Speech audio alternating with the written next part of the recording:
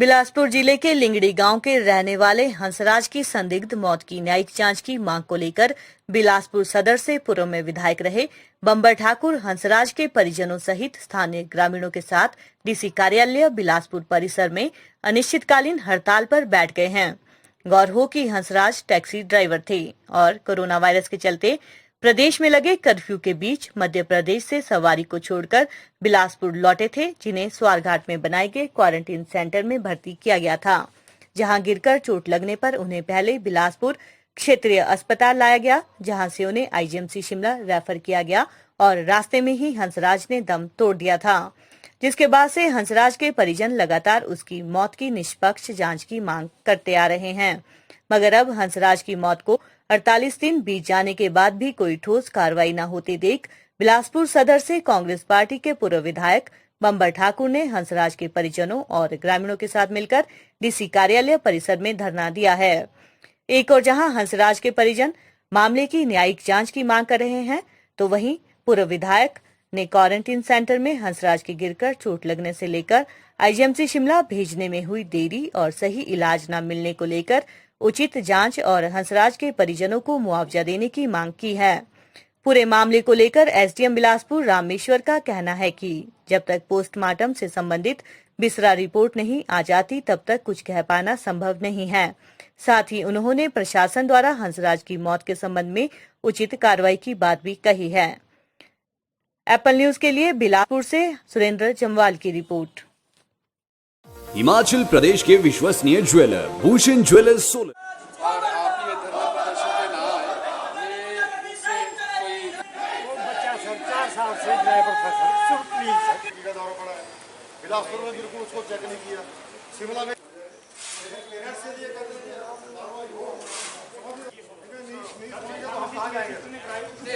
आप ये चलेगा सर, नहीं चलेगा, घर जाओ नहीं चल सकता। मैं न्याय आ गई इंसाफ हो गया, मेरा बेटा पता नहीं क्या मेरे। मेरी मांग है कि मेरे ब्रदर की जिन परिस्थितियों में मौत हुई है उसकी न्यायिक जांच होनी चाहिए। मैं यहाँ पे आकर के थक गया हूँ और मैं प्रशासन के 4-5 बार आ गया प्रशासन के पास, तो मेरे कोई भी सुनवाई नहीं हो रही है, कहीं भी सुनवाई नहीं है। अब मैं यही मांग करता हूँ कि इसकी न्यायिक जांच हो।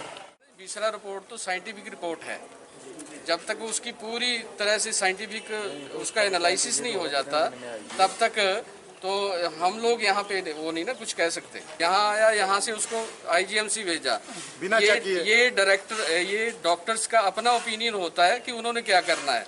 उसमें जो नॉन मेडिकल, जिसको मेडिकल के बारे में पता ही नहीं है, वो कमेंट्स कैसे कर सकते हैं उसमें कि इसको क्या है क्या नहीं है। अब वो तो डॉक्टर ही जानता, उसकी स्पेशलिस्ट राय है कि वो उसको क्या हुआ है। तो सरकार ने वहाँ आईजीएमसी तक भेजने के लिए सबका इंतजाम किया है। हम लोग ये कोशिश कर रहे हैं कि इस बच्चे को न्याय मिले और माँ बाप को जो भी सहूलियतें मिली है वो मिले, इसके लिए हम प्रयत्नरत हैं। आप लोग मेरे पास आए थे, हमारे पास आए थे, हमने समझाया, सारा कुछ किया, और फिर भी अगर आपको कोई दिक्कत आई हो तो मैं अपनी तरफ से मैं गुस्ताखी माफ भी चाहता हूँ। कारण ये है क्योंकि जो काम आपके वो आप ही को करने हैं। हम बिलासपुर में आते हैं तो बोलते हैं शिमला में मिलेंगे, शिमला जाते हैं तो बोलते हैं बिलासपुर में मिलेंगे। आप स्वारघाट में पता पाओ। और हमारे को ऐसे ही हम अर्ज करते हैं कि हमारे को इसका पूरा पता चलना चाहिए और हमारे पास साथ इंसाफ होना चाहिए। हंसराज की डेथ कहाँ हुई है और कैसे हुई है और क्या उसकी वजह है, तो 48 दिन में हमारे को उसका कोई पता नहीं चल रहा है। इस जिलाधीश के पास हम 3 बार आए, एडीएम साहब के पास 3 बार आए, लेकिन हमारी कोई सुनवाई नहीं हो रही। उसकी जांच होनी चाहिए और 3 दिन के बाद हमारे को पता चलता है कि वो गुजर चुका है। वो गिरा तब नहीं पता दिया, मालिक ने नहीं दिया, जबकि मालिक साथ में था। तो इसकी पूरी जांच होनी चाहिए और जब तक जांच नहीं हुई, हमारे को यहाँ नहीं बताया गया, एडीएम साहब ने नहीं बोला या किसी ने नहीं, तब तक ये जनता यहाँ से नहीं उठी। 48 दिन पहले श्रीमती कांता देवी जी लेंगड़ी गांव कुमजवाड़ पंचायत के, इनके बेटे की हंसराज की संदिग्ध परिस्थितियों में क्वारंटाइन सेंटर स्वारघाट में मौत हुई। आज तक उसकी जांच नहीं हुई कि उसकी मौत हुई तो कैसे हुई।